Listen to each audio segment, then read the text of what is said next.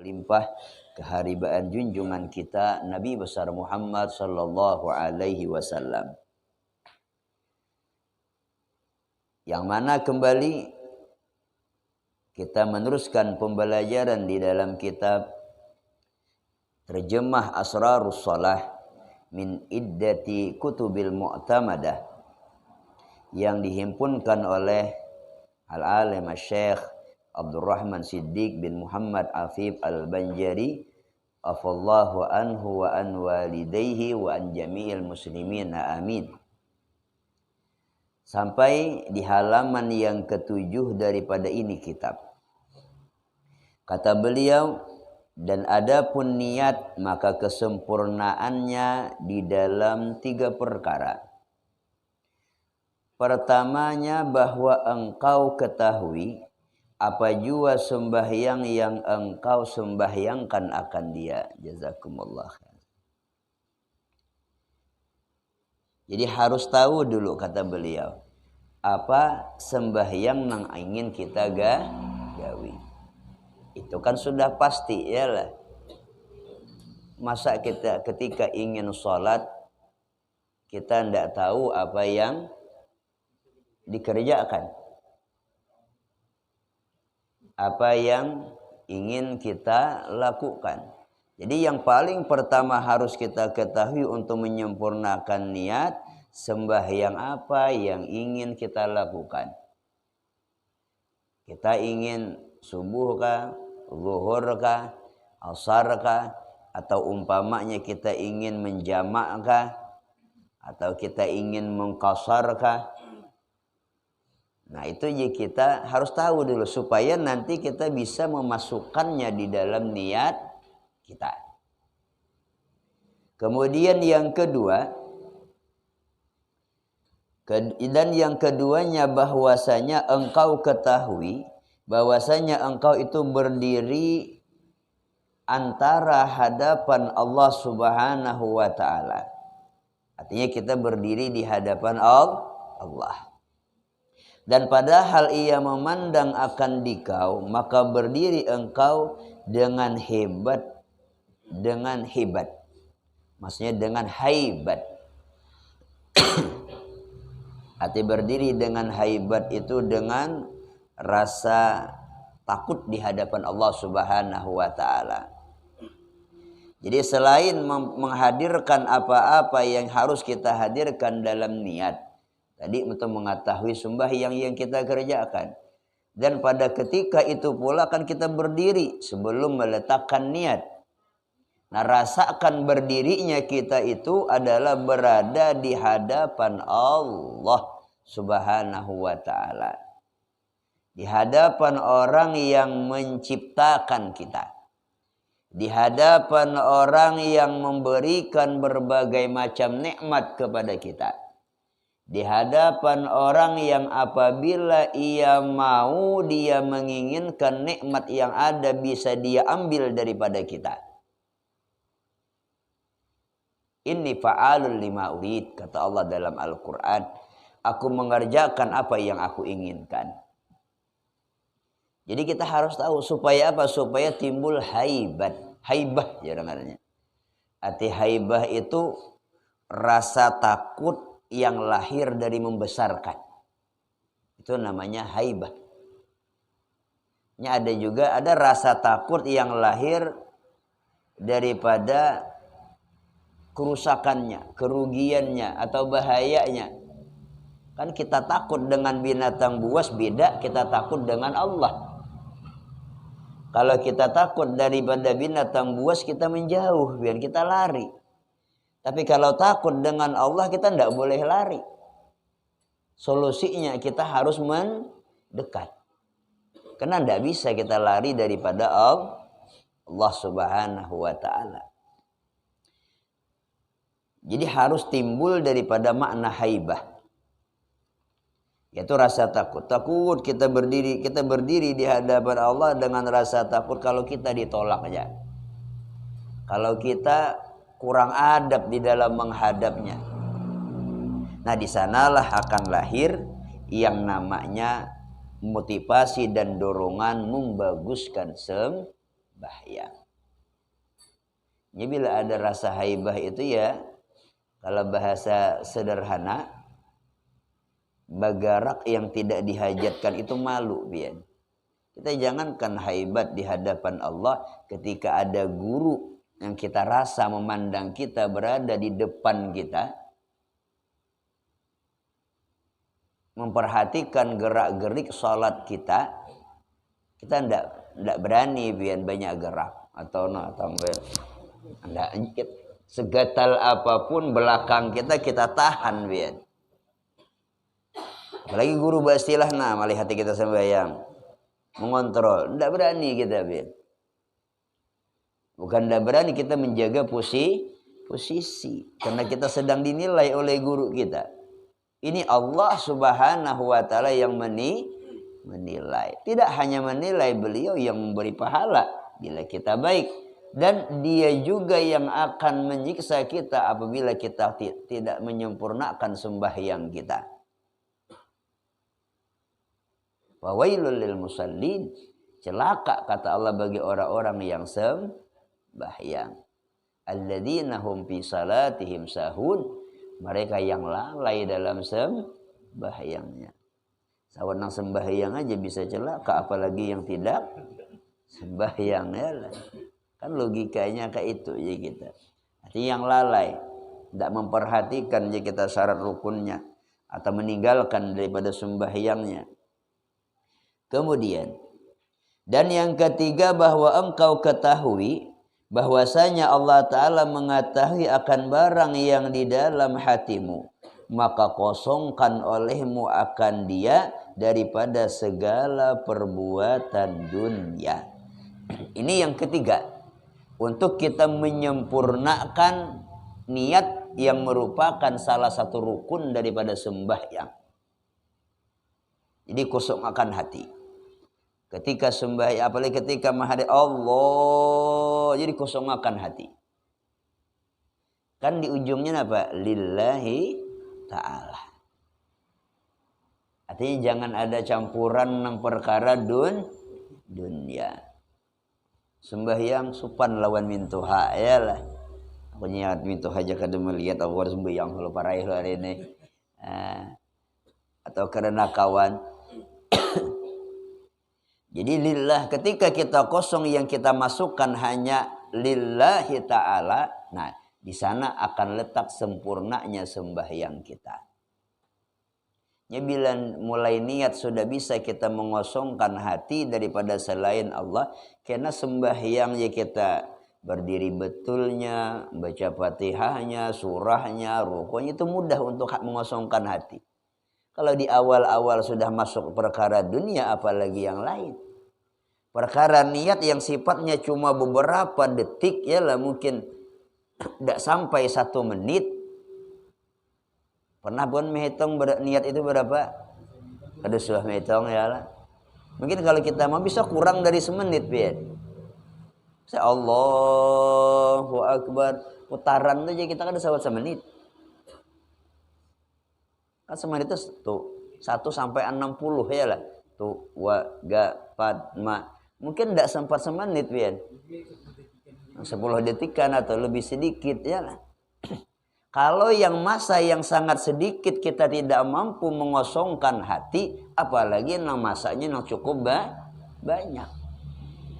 Berdiri betul ketika baca surah dan Fatihah dan surah mungkin kita lebih 1 menit. Rukuknya, i'tidalnya. Jadi harus tahap yang pertama ketika ingin kita berusaha menyempurnakan niat, kata beliau, kosongkanlah hati.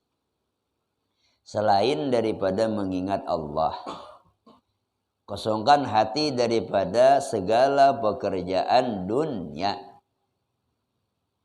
Arti pekerjaan dunia itu baik bentuknya gawian atau yang diniatkan. Ya tadi Allah usalli farda zuhri lil mintuha misalnya ya tadi kenapa dinampakkan lil mintuha nya supan gara mintuha melihat. Zahirnya lillahi ta'ala, hakikatnya hatinya untuk mintuha, untuk kawan, untuk teman, untuk orang yang di samping dan di depannya dan lain sebagainya. Nah, jadi kita ulang. Jadi yang pertama untuk kesempurnaan niat itu ada 3. Yang pertama harus kita mengetahui sembahyang apa yang kita kerjakan. Kemudian rasakan kita berdiri di hadapan siapa. Sehingga timbul rasa haibah, rasa takut kepada Allah Subhanahu wa taala, bukan takut yang menjauh tapi takut untuk memperbaiki sembahyang. Kemudian yang ketiga kosongkan hati.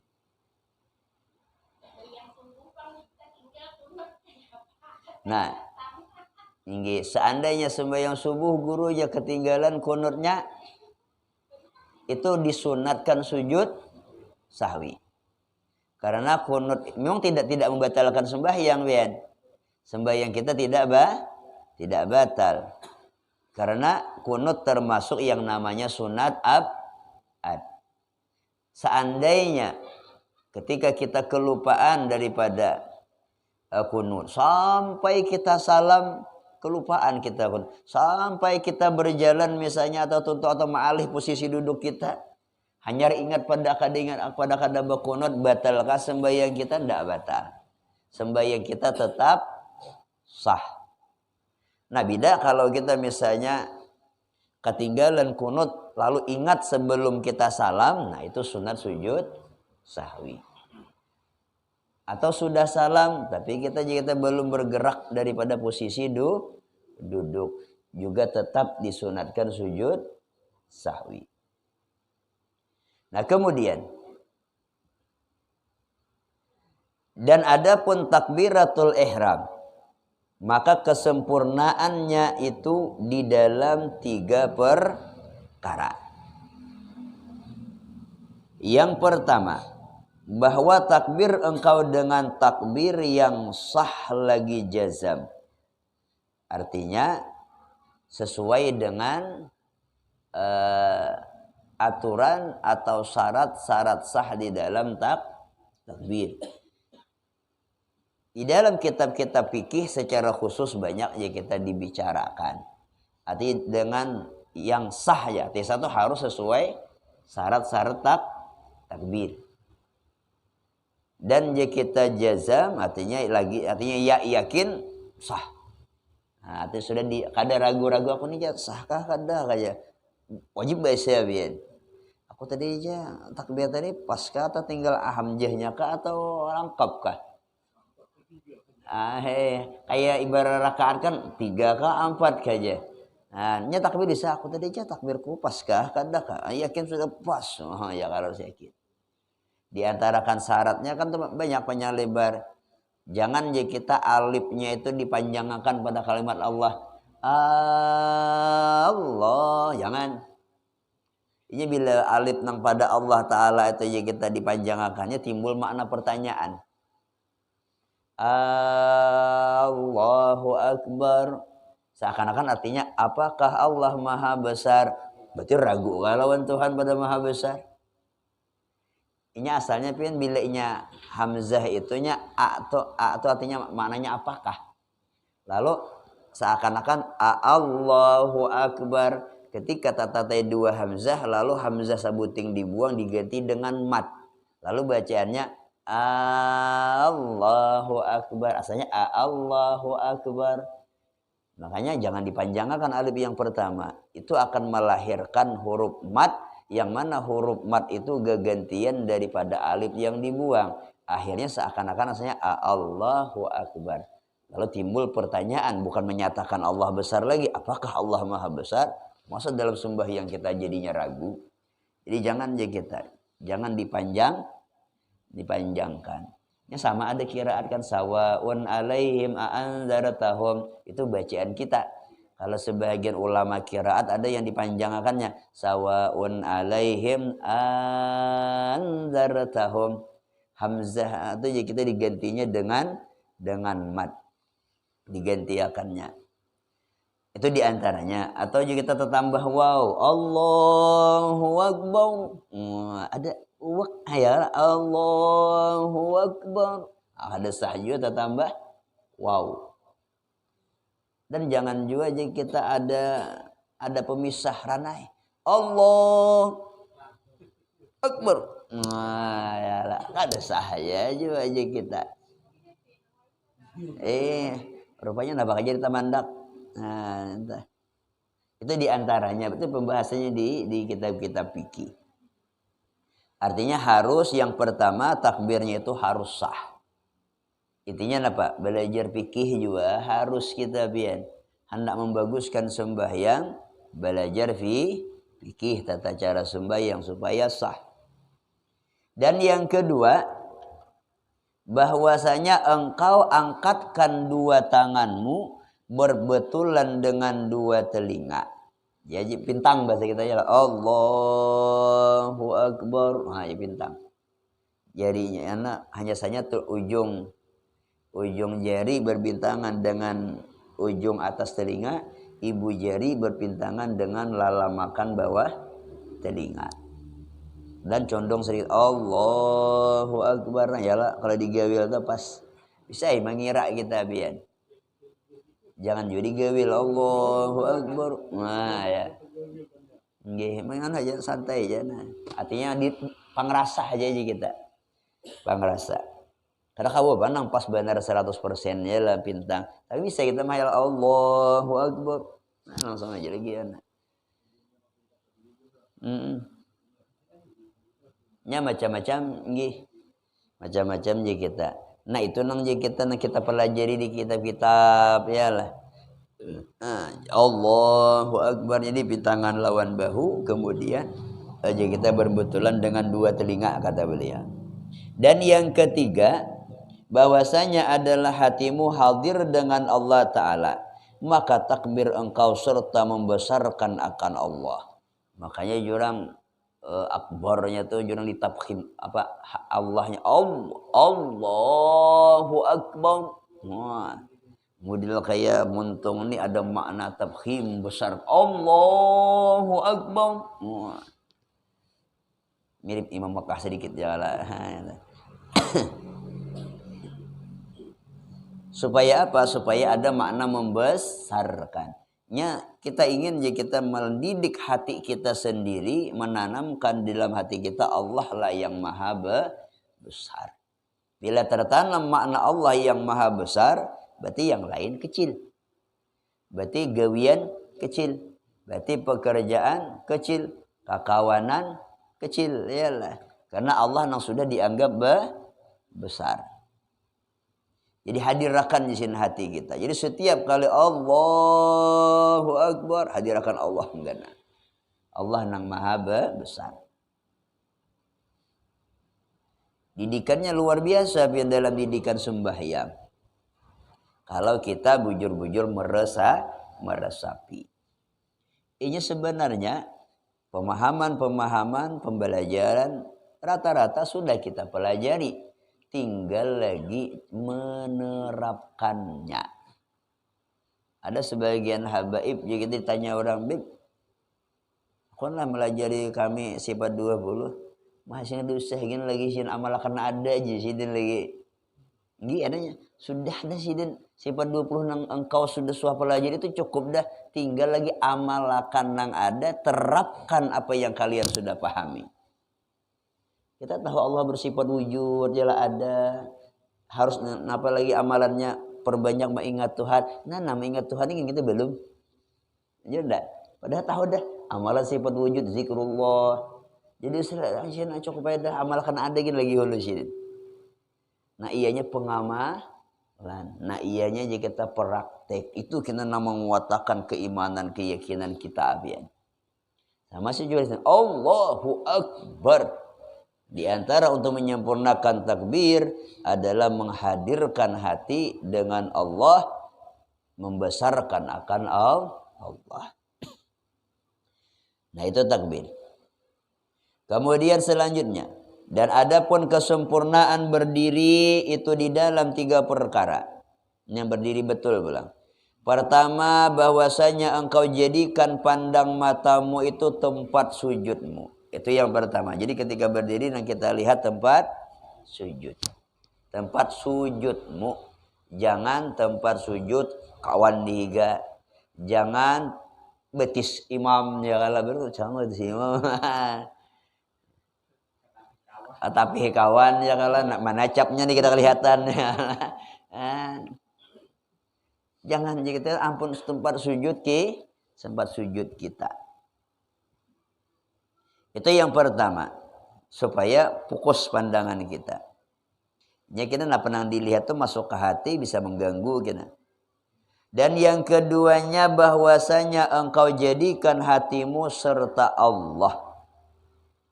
Nah, yang kedua bahwa engkau jadikan hatimu serta Allah. Artinya kalau bahasa nang kita sederhananya arti ketika berdiri betul, Allah melihat ulun sedang berdiri. Ulun berdiri Allah nang mendiriakan ulun. Jangannya Allah kada kau mendiri ulun bersembahyang berduduk kamu ulun pacangan. Itu arti beserta Allah. Ingat Allah nang membikin kita mampu berdiri.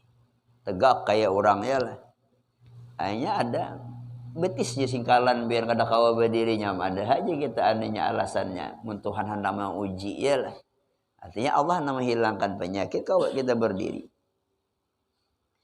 Kemudian dan yang ketiga bahwasanya jangan berpaling engkau ke kanan dan ke kiri. Artinya ketika kita berdiri betul jangan toleh kiri kanan. Sekalipun memang kalau kanan tidak batal biar. Okay? Gerakan yang di kepala ini jadi kita tidak dihitung 3 kali bergerak. Ini yang umpat di gulu sini gitu, Pak. Lo kok betul guru ada betul atau jeri nah itu nah. Nah ya, ada 3 kali bergerak ke guru enggak? Karena jari ini kan umpat di telapak tangan. Nah, mentelapak tangan. Nah, sekali kalau ini ya itu sampai misalnya nih kan ada betul. Masuk betul ya. Tak 3 pekan. Begeru mulai rakaat terakhir sampai salam ada sing ampihan kan ada betul. Innalillahi. Melatih leh. Melatih ya. Berdiri betul. Dasar menghadap jika kita lawan, mata memandang kepada tempat sujud. Tempat sujud kita. Nah kemudian dan adapun kesempurnaannya membaca Fatihah itu di dalam 3 perkara. Nah, baca Fatihah juga 3. Yang pertama bahwa engkau membaca Fatihah dengan bacaan yang sah lagi dengan tartil. Dan jangan lahan. Arti sah berarti harus belajar tadi Fatihahnya ialah. Artinya tajwidnya, kemudian makharijul hurufnya dan dengan tartil. Ya kan ada bacaan tartil itu biasanya seayat ya. Dan memang ini kan istilahnya untuk sempurna. Baca sekali hendak seberataan sah aja kita. Yang penting kan jangan salah makharijul hurufnya, panjang pendeknya harus pas ya lah. Tapi ketika kita membaca dengan tartil itu lebih mampu menghadirkan hati kita. Nah, nyaman pin model kayak menghadirkan hati itu nyaman daripada kita laju nang timbul walad dolinnya lagi ya kalau lah. Nah, artinya untuk kesempurnaan sembahyang yang pertama harusnya kita bacanya dengan sah, dengan tartil dan jangan lahan. Apa garang guru arti lahan salah membaca. Itu lahan ngarannya. Jangan salah huruf ya lah. Nah, misalnya alhamdulillah. Nah, orang hak puang seorang asal Bismillahirrahmanirrahim. Alhamdulillah. Sebenarnya dah. Pastaqah ya lah. Atau kita Rabbil alamin. Tak alif. Pas penyakit artinya.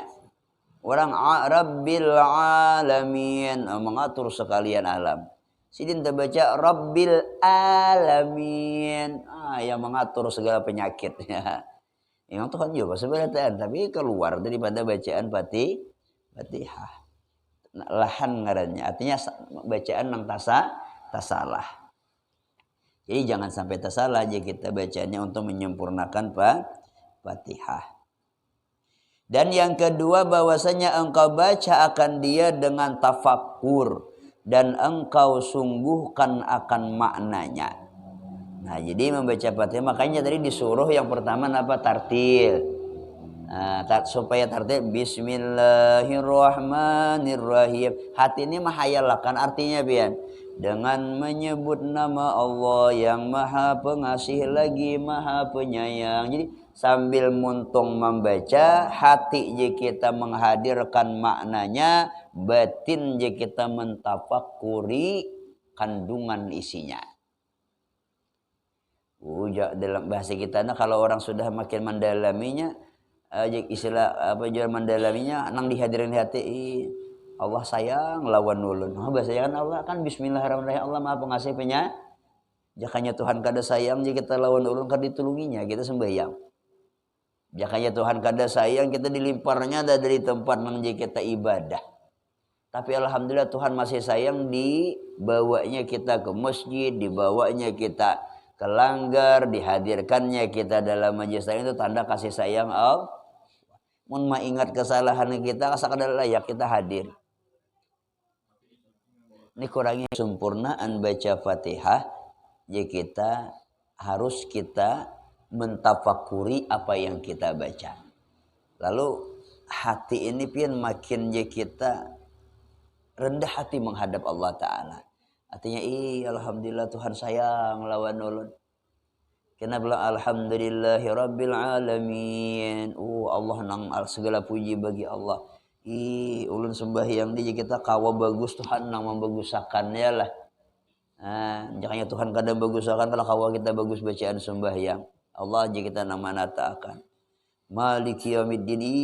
Allah kena nama memiliki hari kiamat. Mun kita jauh lawan Tuhan celaka kita binasa kita. Hari kiamat ampun sidin. Hari pembalasan milik Allah. Jadi bila kita berparak lawan Tuhan, Tuhan lah jangan dibalas kawan lah sebagai yang di dunia kadang-kadang jangan dibalas Tuhan. Iya, pasti itu berparak. Timbul rasa takut dan kayak apa lalu berparak. Yalah. Kan bila kita patuh, artinya patuh itu ya banyak beribadah kan parak lawan Tuhan, ngarannya parak lawan orang saleh. Tahu Tuhan kita meringankan beban kita. Jadi tafakurkan semua artinya. Dari awal je kita sampai je kita waladhdallin amin. Nah, intinya kembali pentingnya belajar ya lah. Belajar apa arti-arti daripada bacaan Fatihah supaya kalau kita tafakur. Kalau kita tidak paham maknanya apa yang bisa kita tafakurakan ya lah. Jadi artinya itu yang kita hadirkan, kita pikirkan. Dan kemudian yang ketiga nih, daripada untuk menyempurnakan bacaan Fatihah, bahwasanya engkau amalkan dengan barang yang engkau baca. Nah, jadi untuk menyempurnakan bacaan Fatihah itu ya harus kita terapkan dalam kehidupan sehari-hari. Tidak hanya di dalam sembahyang makna Al-Fatihah harus kita amalkan, Ben. Itu akan menjadi mendarah daging makna-makna Fatihah dalam kehidupan kita. Ingat ketika ada orang memuji kita, pujian milik Allah, alhamdulillah kan itu alhamdulillah bermula segala pujian milik Allah. Kadang-kadang hidup kita ini nyaman. Kadang-kadang hidup kita ini ada masalah. Allah bersifat Rabbil Alamin. Allah yang mengatur sekalian alam, pasrah dengan Tuhan, ridha dengan ketentuan Allah.